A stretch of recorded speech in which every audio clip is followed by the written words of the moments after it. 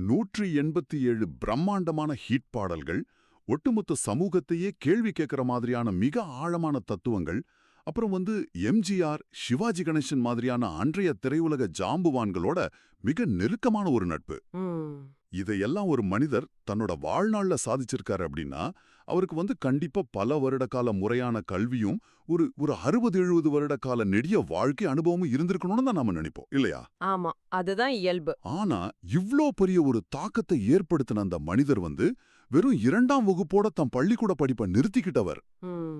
அது மட்டும் இல்லாம அவர் இந்த பூமியில வாழ்ந்ததே வெறும் 29 ஆண்டுகள் மட்டும்தான் அப்படின்னு நான் சொன்னா உங்களால நம்ப முடியுமா? ரொம்ப கஷ்டம்தான். கேக்குறதுக்கே ரொம்ப ஆச்சரியமா இருக்கு. ஆமா. அறிவை தேடுற ஆர்வமும் நேரத்தோட அருமையும் தெரிஞ்ச உங்களுக்காகவே, அதாவது கேட்போரான உங்களுக்காகவே பிரத்யேகமா வடிவமைக்கப்பட்ட இந்த ஆழமான தேடலுக்கு உங்களை வரவேற்கிறோம். கண்டிப்பா. இன்னைக்கு நாம யாருடைய வாழ்க்கை வரலாறுன்னோ இல்ல ஒரு கட்டுரையினோ சுருக்கிட முடியாத ஒரு மாபெரும் சமூக போராளியோட காலத்தால் அழியாத அனுபவ தொகுப்புக்குள்ள பயணிக்க போறோம். அவர்தான் பட்டுக்கோட்டை கல்யாண சுந்தரம். அட, உண்மையிலேயே இது ஒரு சிலிர்ப்பான தொடக்கம் தான். ஏன்னா நீங்க சொன்னீங்க பாத்தீங்களா, அந்த முரண்பாடு. ஆமா, அந்த முரண்பாடு தான் அந்த ஒட்டுமொத்த தேடலோட மையப்புள்ளியே. அதாவது, எந்த பல்கலைக்கழகத்தோட படியையும் மிதிக்காத ஒருத்தரால எப்படி பல்கலைக்கழகங்கள்ல வச்சு ஆராயப்படுற அளவிற்கான தத்துவங்களே எழுத முடிஞ்சது. கரெக்ட். அதான் எனக்கும் புரியல. வெறும் 29 வயசுக்குள்ள எப்படி ஒரு மனிதரால இத்தனை பெரிய ஒரு முதிர்ச்சியை அடைய முடிஞ்சது? இதுக்கு பின்னாடி இருக்கிற அந்த ரகசியத்தை, அந்த இயங்கு முறைய நாம புரிஞ்சுக்கணும். அதுதான் இன்றைய நமது நோக்கமே. சரி, அது ஆரம்பத்திலிருந்தே நம்ம உடைத்து பார்ப்போம். அதாவது 1930ஆம் ஆண்டு ஏப்ரல் 13ஆம் தேதி தஞ்சாவூர் மாவட்டம் பட்டுக்கோட்டைக்கு அருகே உள்ள செங்கப்படுத்தான்காடு. ஆமா, செங்கப்படுத்தான்காடு அப்படிங்கிற ஒரு கிராமத்துல ஒரு மிக எளிய விவசாய குடும்பத்துல அவர் பிறக்கிறாரு. அவரோட தந்தை ஒரு நாட்டுப்புற கவிஞர்.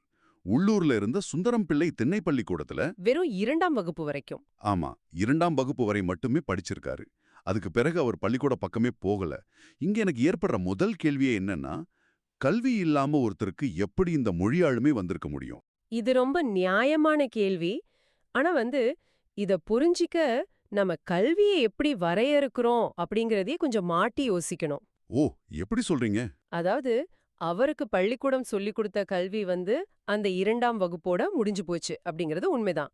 ஆனா ம், அவரோட தந்தை ஒரு நாட்டுப்புற கவிஞர் அப்படிங்கறதால மொழியின் மேல இருக்கிற அந்த இயல்பான லயம் அவருக்கு மரபணுவிலேயே, அதாவது ஜீன்லயே வந்திருக்கணும். ஓ, அந்த வகையில சொல்றீங்க. ஆமா, அதை விட முக்கியமான விஷயம் ஒண்ணு இருக்கு. அவர் பள்ளிக்கூட படிப்பை நிறுத்தின பிறகு சேர்ந்த அந்த புதிய கல்விக்கூடம் இருக்கு பாத்தீங்களா? ம், அது சுவர்களுக்கு நடுவுல இருந்த கல்விக்கூடம் கிடையாது. அட, ஆமா. அவர் பார்த்த வேலைகளோட பட்டியலை பார்க்கும்போது எனக்கே லேசா மூச்சு வாங்குது. நிஜமா. இன்னைக்கு ஞாயிற்றுக்கிழமைகள்ல ஒரு 2 இமெயில்களுக்கு பதில் அனுப்பணும்னாலே நாம அவ்ளோ அழுத்துக்கிறோம். ஆனா அந்த இளைஞர் என்னென்ன செஞ்சிருக்காரு பாருங்க. பெரிய லிஸ்ட் அது. ஆமா, விவசாயம், மாடு மேய்க்கிறது, முறுக்கு வியாபாரம், தேங்காய், மாம்பழம் கீற்று வியாபாரம், அதுக்கப்புறம் நண்டு பிடிக்கிறது, தண்ணீர் வண்டி இழுக்கிற வேலை. ஆமா, தண்ணீர் வண்டி இழுப்பது, உப்பளத் தொழில், நாடகம், நடனம், அப்புறம் இட்லி கடை, இப்படி பாத்தீங்கன்னா 15க்கும் மேற்பட்ட தொழில்கள்ல அவர் ஈடுபட்டிருக்காரு. ம். இத நீங்க எப்படி பாக்குறீங்க? இத நான் எப்படி பாக்குறேன்னா, ஒரு சாதாரண மனிதனுக்கு இது வெறும் பிழைப்புக்கான ஒரு போராட்டம் மட்டும்தான். ஆனா ஆனா கல்யாண சுந்தரத்திற்கு கல்யாண சுந்தரத்திற்கு இந்த 15 தொழில்களுமே ஒரு பிரம்மாண்டமான தெருவோர பல்கலைக்கழகமா செயல்பட்டிருக்கு அப்படின்னு சொல்லலாமா? மிக துல்லியமான ஒப்பீடு இது. நிஜமாவே அந்த தெருவோர பல்கலைக்கழகம் அவருக்கு கற்றுக் கொடுத்த பாடங்களை நாம கொஞ்சம் ஆழமா பார்க்கணும். கண்டிப்பா. இப்போ உப்பளத்துல அவர் வேலை செய்யறாருன்னு வச்சுக்குவோம். கொளுத்துற வெயில்ல உப்பளத்துல நிக்கும்போது உடம்பு எரியும் இல்லையா? ஆமா, அந்த உப்பு காத்தி படும்போது எரியும். அந்த வியர்வை சிந்தி அந்த உப்புலயே கலக்கும். அங்க அவர் வேதியியல படிக்கல. மாறாக உழைக்கிற வர்க்கத்தோட வலிய அவர் நேர்ல உணர்றாரு. ம், ரொம்ப ஆழமான விஷயம் இது. அதே மாதிரி ஒரு இட்லி கடைய நடத்தும்போது அன்றாட கூலி வேலைக்கு சென்றுவிட்டு பசியோட அந்த 2 இட்லிக்காக தவிக்கிற சாதாரண மனிதர்களோட உளவியல அவர் அங்க படிக்கிறாரு. வாவ். தண்ணீர் வண்டியை இழுக்கும்போது ஏற்படுற அந்த தசைவலி இருக்கு பாத்தீங்களா? அதுதான் பிற்காலத்துல அவரோட பேனாவிலிருந்து உழைப்பாளர்களோட கண்ணீராகவும் கிராமிய மனத்தோட கவிதையாவும் வந்திருக்கு. உதிர்ச்சி தானாகவே வந்திருக்கு.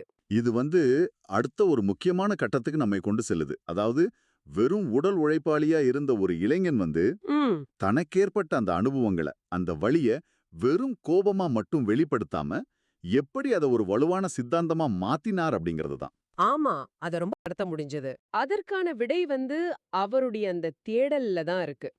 அவர் வெறும் தெருவோர அனுபவங்கள மட்டும் வச்சுக்கிட்டு கவிதை எழுதிடல. ஓ, வேற என்ன பண்ணாரு? அந்த அனுபவங்கள சரியான வடிவத்துல வெளிப்படுத்த அவருக்கு மொழி அப்படிங்கிற ஒரு கூர்மையான கருவி தேவைப்பட்டுச்சு.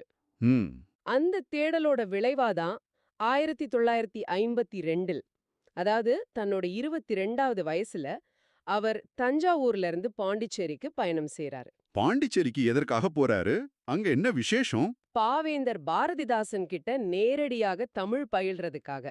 அடா, பாரதிதாசன் கிட்டேயே வா. ஆமா, இது சாதாரண விஷயம் கிடையாது.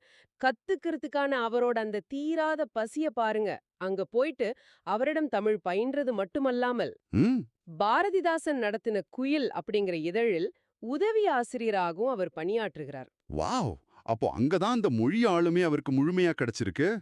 ஆமா, இந்த மொழியாளுமை தான் அவரோட தெருவோர அனுபவங்களை செதுக்கி ஒரு காவியமா மாத்துச்சு. அவரோட குருபக்தி எந்த அளவுக்கு இருந்துச்சு தெரியுமா? எப்படி இருந்துச்சு? யாருக்கு கடிதம் எழுதத் தொடங்கினாலும் சரி, தாளினுடைய முதல் வரியில பாரதிதாசன் வாழ்க அப்படின்னு எழுதிட்டு தான் ஓ, தன் சொந்த விஷயத்தையே அவர் எழுதத் தொடங்குவாராம். அந்த மொழி அறிவும் சித்தாந்த தெளிவும் தான் அந்த சின்ன வயசுலயே அவரிடம் சேர்ந்துக்குச்சு.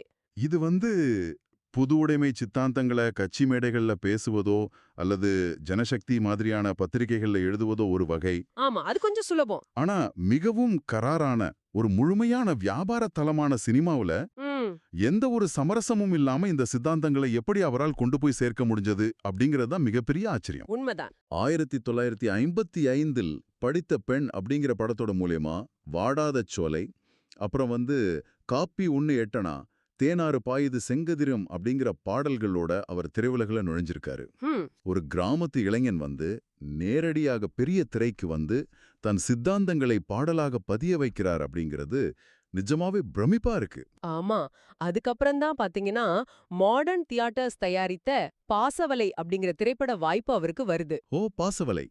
அங்கதான் அவரோட வாழ்க்கையில சொல்லப்போனா தமிழ் திரையுலக வரலாற்றிலேயே ஒரு மிக முக்கியமான திருப்புமுனை நிகழ்ந்தது. என்ன திருப்புமுனை? அந்த படத்திற்கு இசையமைப்பாளர்கள் மெல்லிசை மன்னர்கள் விஸ்வநாதன் ராமமூர்த்தி. ஓஹோ, எம்.எஸ். விஸ்வநாதன் அவர்களிடம் இந்த இளைஞன் அறிமுகப்படுத்தப்படுகிறான். ஒரு நிமிஷம் நில்லுங்க. அந்த எம்எஸ்வி தொடர்பான நிகழ்வை நான் படிக்கும்போது எனக்கு உண்மையிலே தலை சுத்திடுச்சு. ஏன், என்னாச்சு? இல்ல, புதிதா வந்திருக்கிற இந்த இளைஞருக்கு ஏற்கனவே போட்டிருக்கிற ஒரு டியூனுக்கு பாட்டு எழுத வருமா அப்படின்னு எம்எஸ்வி சந்தேகப்படுறார். ஆமா, அந்த சந்தேகம் இயல்புதானே. அதுக்கு பட்டுக்கோட்டையார் உடனே ஒரு பல்லவி எழுதி கொடுக்கறாரு. சட்டப்படி பார்க்க போனா 8 அடிதான் சொந்தம் அப்படின்னு வாழ்க்கையோட நிலையாமைய பற்றி அந்த வரி முடியுது. ம் எனக்கு இங்க பெரிய முரண்பாடா இடிக்கிறது என்னன்னா, இந்த வரியை எழுதும்போது கல்யாண சுந்தரத்திற்கு வயசு வெறும் 19 தானா? ஆமாங்க, சரியா 19 வயசுதான். இது எப்படி சாத்தியம்? ஒரு மனிதனுக்கு தன் வாழ்நாளோட இறுதியில பல இழப்புகளை சந்திச்சு ஒரு 60-70 வயசுல தான் மரணத்தை பத்தியும் வாழ்க்கையோட நிலையாமை பத்தியும் ஒரு தெளிவே வரும். உண்மைதான். அப்படி இருக்கும்போது ஒரு 19 வயது இளைஞன் எப்படி மரணத்தை இவ்வளவு தத்துவார்த்தமா சிந்திக்க முடியும்? உங்களோட ஆச்சரியம் 100% நியாயமானது. அதனாலதான் அவரை நாம ஒரு சாதாரண கவிஞர் அப்படின்னு சுருக்கிட முடியாது அப்படின்னு சொல்றோம். ம், அந்த முழு வரிகளோட ஆழத்தை கொஞ்சம் கவனிச்சு பாருங்க. அந்த 19 வயது இளைஞனோட பிரபஞ்ச பார்வை என்னன்னு உங்களுக்கு புரியும். சொல்லுங்க. அதாவது, குட்டி ஆடு தப்பி வந்தா குள்ளநரிக்கு சொந்தம், குள்ளநரி மாட்டிக்கிட்டா குறவனுக்கு சொந்தம், தட்டுப்பட்ட மனிதர் கண்ணில் பட்டதெல்லாம் சொந்தம், சட்டப்படி பார்க்க போனா 8 அடிதான் சொந்தம். வாவ், அந்த வரிகளுக்குள்ள ஒரு பெரிய உணவுச் சங்கிலியே இருக்கு பாத்தீங்களா? சரியா சொன்னீங்க. அதாவது, ஒரு குட்டி ஆடு தப்புது, அத ஒரு நரி சாப்பிடுது, ம், அந்த நரிய ஒரு மனிதன் வேட்டையாடுறான், அந்த மனிதன் தன் கண்ணில் படுவதையெல்லாம் தனக்கு சொந்தம் அப்படின்னு ஆசைப்படுறான். ஆனா கடைசியில அந்த மனிதன் இறக்கும்போது அவனுக்கு சொந்தமாவது சட்டப்படி அந்த 8 அடி குழி மட்டும்தான். இவ்வளவு பெரிய உண்மை. இந்த உலகத்தோட ஒட்டுமொத்த சுரண்டல் அரசியலையும் மனிதனோட பேராசையையும் கடைசியில மரணம் எல்லாவற்றையும் சமன் செய்துவிடும் அப்படிங்கிற மாபெரும் தத்துவத்தையும் இந்த 4 வரிகளில் அந்த 19 வயது இளைஞன் எழுதிட்டான். அப்பா, இதை கேட்ட எம்எஸ்வி என்ன சொன்னாரு? இத பார்த்த எம்.எஸ். விஸ்வநாதன் அவர்கள் என்ன செஞ்சாரு தெரியுமா? என்ன செஞ்சாரு? எதுவும் பேசல. அந்த இளைஞனோட கைய பற்றிக்கொண்டு அந்த தாழை தன் கண்ணில் ஒற்றிக்கொண்டார். அடடா. அதுதான் பட்டுக்கோட்டையாரோட எழுத்துக்கு இருந்த ஒரு வீச்சு. இத கேட்கும்போதே உண்மையிலேயே எனக்கு புல்லரிக்குது. ம் அதே போல பாத்தீங்கன்னா சமூக சீர்திருத்தம் குறித்து அவரோட ஒரு நேர்காணல்ல உலகிலேயே பயங்கரமான ஆயுதம் எது அப்படின்னு ஒரு கேள்வி கேட்கப்பட்டிருக்கு. அதுக்கு அவர் என்ன சொன்னாரு? அவர் துப்பாக்கியோ அணுகுண்டோ அப்படின்னு சொல்லல. பின்ன நிலைகெட்டுப் போன நயவஞ்சகரின் நாக்கு அப்படின்னு சற்றும் யோசிக்காம பதிலளிச்சிருக்காரு. வாவ். வார்த்தைகளோட வலிமைய, பொய்களோட ஆபத்த அவர் எந்த அளவுக்கு உணர்ந்திருந்தா இப்படி ஒரு பதில சொல்லியிருப்பார். அதுதான் அவர் பாடல்களோட அடிப்படை நாதமே. அவர் வெறும் தத்துவங்கள மட்டும் சொல்லிட்டு போகல. ம். ஒட்டுமொத்த சமூகத்தையும் விழித்தெழச் செய்யும் ஒரு மிகப்பெரிய அலாரமாக அவருடைய பாடல்கள் மாறுச்சு அப்படின்னு தான் சொல்லணும். ஆமா. அதுக்கு நல்ல உதாரணம் நாடோடி மன்னன் படம். கரெக்ட். நாடோடி மன்னன் படத்துல அவர் எழுதின தூங்காதே தம்பி தூங்காதே பாடல் இதற்கு ஒரு மிகச்சிறந்த உதாரணம். ஆமா. விழித்துக் கொண்டோரெல்லாம் பிழைத்துக் கொண்டார், உன்போல் குரட்டை விட்டோரெல்லாம் கோட்டை விட்டார் அப்படிங்கிற அந்த வரிகள். ம் இது வெறும் தூக்கத்தை பத்தி சொல்ற பாட்டல்ல, ம். உறங்கிக் கிடக்கும் ஒரு சமுதாயத்தை விழிப்புணர்வில்லாத மனிதர்களை நோக்கிய ஒரு நேரடி சாடல். கண்டிப்பா. என்ன பொறுத்தவரை இது ஒவ்வொரு மனிதனுக்கும் தேவையான ஒரு சுய முன்னேற்ற பாடல் அப்படின்னு நான் சொல்லுவேன். அது 100% உண்மை. அவர் தன்னுடைய வாழ்நாள்ல திரைப்படங்களுக்காக எழுதிய மொத்த பாடல்களோட எண்ணிக்கையே வெறும் 187 மட்டும்தான். வெறும் 187 தானே? ஆமா. ஆனா அந்த 187 பாடல்களும் இன்று வரை தமிழ்நாட்டோட பட்டி தொட்டி எங்கும் ஒலித்துக் கொண்டே இருக்கின்றன அப்படிங்கறதா நிதர்சனம். இதோட முழு அர்த்தம் என்னன்னா, அவர் ஒரு குறிப்பிட்ட வட்டத்திற்குள்ள சுருங்கிடல அப்படிங்கறத நாம இங்க கவனிக்கணும். எப்படி சொல்றீங்க? அவர் வெறும் முரட்டுத்தனமான அரசியல் தத்துவங்களை மட்டும் பாடல. காதலை பற்றி எழுதும்போது பாத்தீங்கன்னா, என்னுரிமை காதலிக்கு வெண்ணிலாவே அப்படின்னு கற்பனை ரசம் சொட்ட சொட்ட எழுதுறாரு.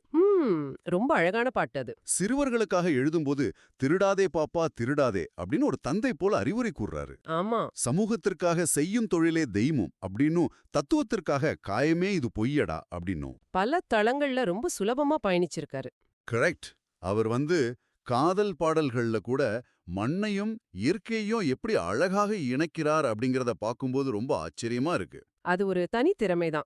1959ஆம் ஆண்டிற்குள்ள, அதாவது தன்னுடைய 29வது வயதிற்குள்ளேயே எம்ஜிஆர் நடித்த 7 படங்கள், சிவாஜி கணேசன் நடித்த 11 படங்கள். ஆமா, இப்படி தமிழ் சினிமாவோட அசைக்க முடியாத இரு துருவங்களோட படங்களிலும் அவர் ஒரு மாபெரும் தாக்கத்தை ஏற்படுத்திட்டாரு. குறிப்பா எம்ஜிஆருக்கு அவர் ஒரு மிக நெருங்கிய நண்பராகவும் வழிகாட்டியாகவும் இருந்தாரு அப்படின்னு தான் சொல்லணும். ஓ, அப்படியா? ஆமா. பட்டுக்கோட்டை கல்யாண சுந்தரத்தோட பாடல்கள் இன்று தமிழக அரசால் நாட்டுடைமையாக்கப்பட்டுள்ளன. ரொம்ப சரியான அங்கீகாரம். அவருக்கு மக்கள் கவிஞர் அப்படிங்கிற பட்டம் கொடுக்கப்பட்டிருக்கு. பாவேந்தர் விருது போன்ற பல உயர்ந்த அங்கீகாரங்களும் கிடைச்சிருக்கு. ம். இதற்கெல்லாம் காரணம் எளிய மனிதர்களோட வியர்வையும் கண்ணீரும் அவர் பாடல்கள்ல ஒருபோதும் பொய்யாக இல்லாம அசல் தன்மையோட கலந்திருந்ததுதான். ஆமா, அந்த அசல் தன்மை தான் அவரை நிலைக்க வைக்குது. பாட்டாளி மக்கள் இந்த பூமியில உழைத்துக் கொண்டிருக்கும் வரை அவருடைய பாடல்கள் பட்டொளி வீசி பறந்து கொண்டே இருக்கும். ஆனா, நாம இப்போ அந்த உரையாடலோட மிகவும் வலிகிருந்த ஒரு பகுதிக்கு வர வேண்டியிருக்கு. 1959 அக்டோபர் 8ஆம் தேதி தன்னுடைய 29வது வயதிலேயே அவர் அகால மரணம் அடைகிறார். ரொம்ப சோகமான விஷயம் அது. திரையுலகம் தன் கைகள்ல விழுந்த அந்த உச்சக்கட்ட நேரத்துல அவர் வாழ்க்கை முடிஞ்சு போச்சு அப்படிங்கிற செய்தியை படிக்கும்போது நெஞ்சில உண்மையில ஒரு பெரிய பாரம் அழுத்துது. அந்த உணர்வு எனக்கும் ஏற்பட்டுச்சு. ஆனா இத நம்ம வேறொரு கோணத்துல பார்க்கணும். வேறொரு கோணத்திலயா? ஆமா. அவர் வாழ்ந்தது குறுகிய காலம்தான்.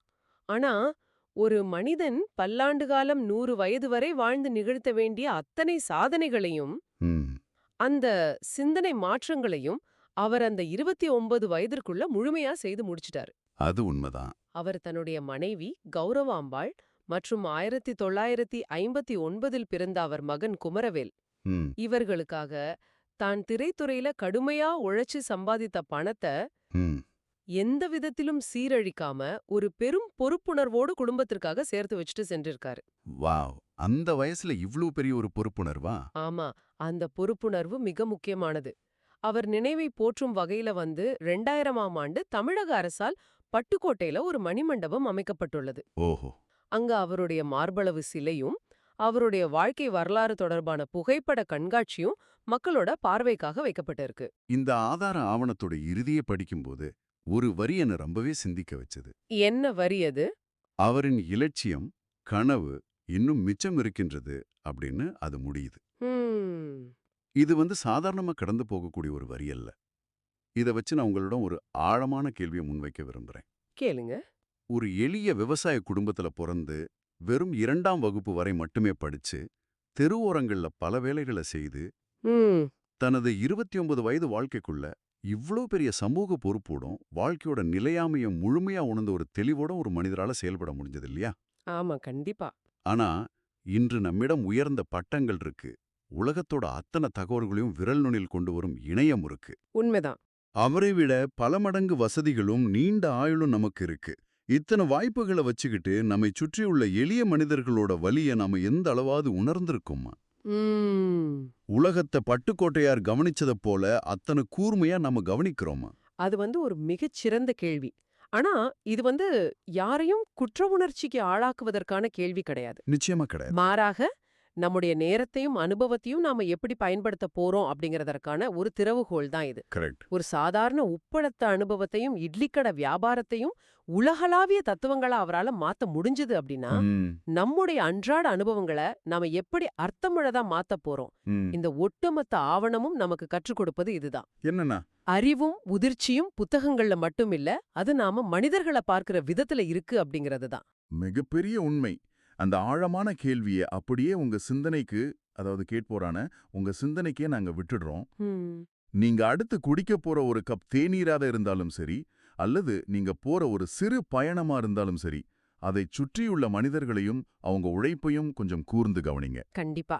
ஒருவேளை உங்களுக்கான தத்துவமும் அங்கே காத்துக் கொண்டிருக்கலாம். ரொம்ப அழகா சொன்னீங்க. பட்டுக்கோட்டை கல்யாணசுந்தரம் அப்படிங்கிற இந்த மாபெரும் ஆளுமையை பற்றி புரிஞ்சிக்க எங்களோட இந்த சிறப்பு தேடலில் இணைந்தமைக்கு மிக்க நன்றி. நன்றி. மீண்டும் ஒரு ஆழமான தேடலில் உங்களை சந்திக்கிறோம். அதுவரை விடைபெறுகிறோம்.